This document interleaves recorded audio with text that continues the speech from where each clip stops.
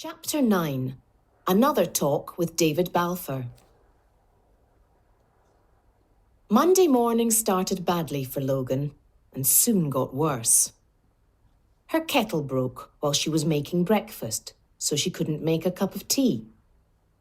She then found she'd set her video recorder wrongly and it had not recorded a programme that she wanted to watch. Things soon got much worse. When she arrived at the London Road police station, she was told that Frances Stewart had been found dead near Craigmillar Park golf course. Driving out to the golf course, Grant told Logan what he had discovered about David Balfour and Henderson. Apparently, there's a big question about Balfour's job at the moment. The university want to kick him out, but they're having to be very careful. Why's that? Asked Logan. Well, they want him out because he's not doing his job. He's okay at teaching and getting his students through their exams. But these days, universities expect their staff to bring in money from research, especially the computer science staff. New technology makes good money. And Balfour isn't bringing in good money. No, said Grant. He isn't bringing in any money. So why are they having to be careful? Asked Logan. Well, his wife died last year after a long illness. Ah, said Logan, wondering if that explained his strange behaviour and dirty clothes. Everyone feels that his work has been poor because of that, explained Grant. I see, said Logan. A difficult situation.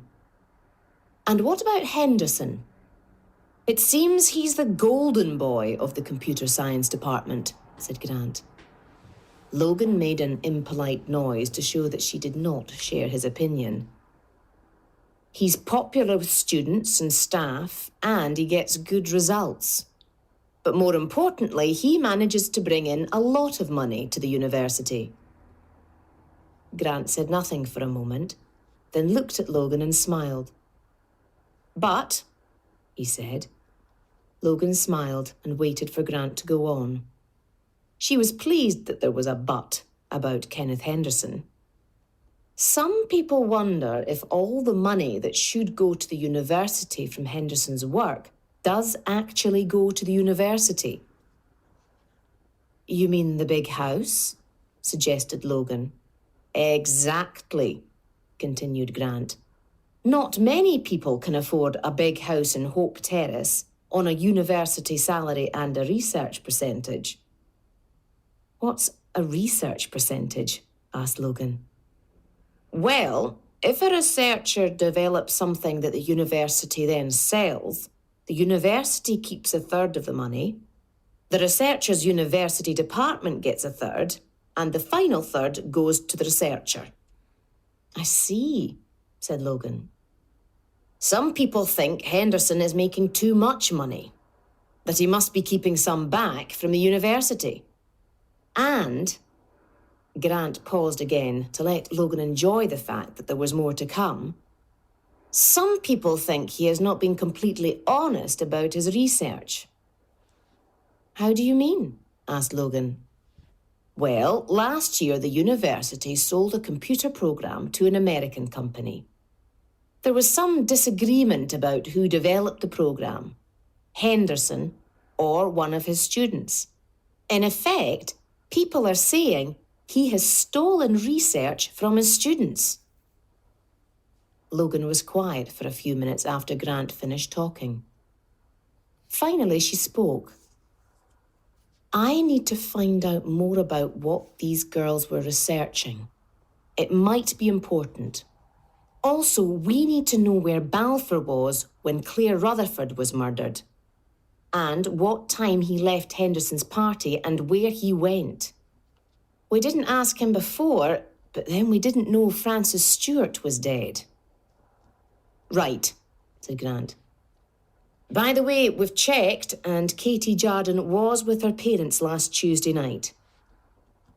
Logan and Grant arrived at the Craigmillar Park golf course shortly after Helen Robertson, the police doctor.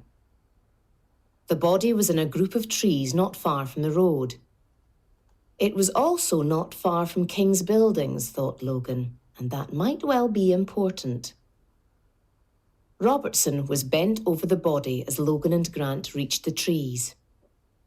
She heard them arrive, but did not look up. Eventually, she completed her examination and stood up. "I'm afraid it looks very similar to the last one," she said. "Off the record, I'd say you're looking for the same person who killed the girl at Calton Hill. I might be able to be certain later." The three of them stood looking out over Edinburgh for a moment. Arthur's Seat, with its mountainous parkland, was away to the left. Craigmillar Castle in the distance in front of them. Logan wondered who they were looking for. And why was this person killing? Was it to do with sex? Murder often was. Or was there another reason? Money, for example. Or could it be professional jealousy? She took a deep breath and turned to look at the body. She recognised the face from the photo that Mrs. Dalwhinnie had given her, even though the girl's tongue was sticking out and her face was blue round her mouth and lips. Like Claire Rutherford, Frances Stewart had been a pretty young woman, slim and with long, waist-length red hair. She lay now in a light green blouse and a long, dark green skirt, her beautiful hair falling over the green grass. "Tell me about it," said Logan. "She was strangled too," said Robertson. "But this time it looks as if the killer didn't use their hands. They might have used a scarf or a belt or something like that. I'll tell you more when I've examined the body. Time of death? About midnight last night, give or take half an hour each way." "Okay," said Logan. "Again, there are no scratches on the body and no signs of any sexual activity that I can see. Though, of course, that doesn't mean that sex wasn't a reason behind the murder." "True," said Logan. "It's always a possibility." "Anyway," said Robertson, "I'll get you my report as soon as I can. Oh, and, as before, her hands have been tied at some time." "Thanks, Helen." Logan turned to Grant. "Organise a search of the area. Then we'll go and see Dr. Balfour again." Logan and Grant found David Balfour in his office on West Mains Road. He appeared to be wearing the same clothes as the last time they had met. As at their earlier meeting, Logan preferred to stand, not giving Balfour the opportunity to look down at her. Also, as at their last meeting, she found his eyes odd. "I'm afraid we've got some more questions for you, Dr. Balfour," she began. "Never mind, Inspector," said Balfour. This time he had remained seated at his desk. "I'm happy to help you if I can." Logan continued. "First of all, we'd like to know where you were last Tuesday evening. And then we'd like to know where you were between 10 and midnight on Wednesday evening." "Let me think," said Balfour, pushing his hair back with his hand. "On Tuesday evening, I went to the Usher Hall. There was an Irish band playing that I wanted to see." Grant and Logan looked at each other. "Who did you go with?" asked Logan. "No one," replied Balfour. "I went on my own." "What did you do after the concert?" asked Logan. "I went home," said Balfour. "On my own." "Did you see Claire Rutherford at the concert?" "No, I didn't know she was interested in Irish music," said Balfour. Then suddenly he realised the importance of Logan's questions and his hand flew up to his mouth. "Oh, God! Was she at that concert before she disappeared?" he asked. "How awful!" "You're sure you didn't see her there?" asked Grant. Balfour just shook his head. and looked rather sadly at the desk in front of him. "And what about between 10 and midnight on Wednesday evening?" asked Logan. Balfour thought for a moment. "I was having a drink with some friends in Mathers." Mathers was a bar in the West End of Edinburgh. "Till when?" asked Logan. "About 11:30, said Balfour, still looking down at the desk. "Names and addresses," said Logan.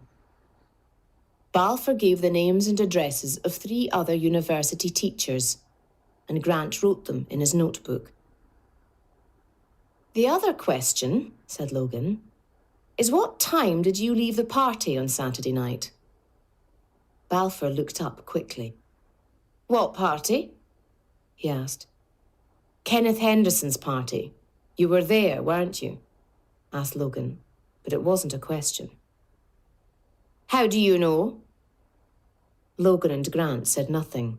They just looked at Balfour and waited. Balfour looked from one to the other and realised he wasn't going to get an answer to his question. "I left about 12:30, said Balfour. "I don't like parties much." "And afterwards?" asked Grant. "Afterwards, I went straight home." "Do you know someone called Fran Stewart?" "Frances Stewart?" asked Logan. "I know the name because she's in the computer department, but I don't know her." "She works for Kenneth." "Why?" "So you didn't speak to her at the party on Saturday night?" asked Logan. "Not that I know of," said Balfour. Logan took the photograph of Fran Stewart out of her pocket and passed it to Balfour. Balfour took the photo and gave it a quick look.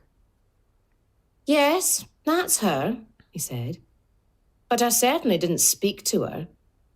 To be honest, I don't even remember her being there." Logan took the photo back. Balfour looked up. "Why are you asking these questions?" he asked. "Because Fran Stewart disappeared when she left that party, and we found her body this morning," said Logan. "She's been murdered too." Logan looked hard at Balfour. He shook his head slowly from side to side, a look of disbelief on his face.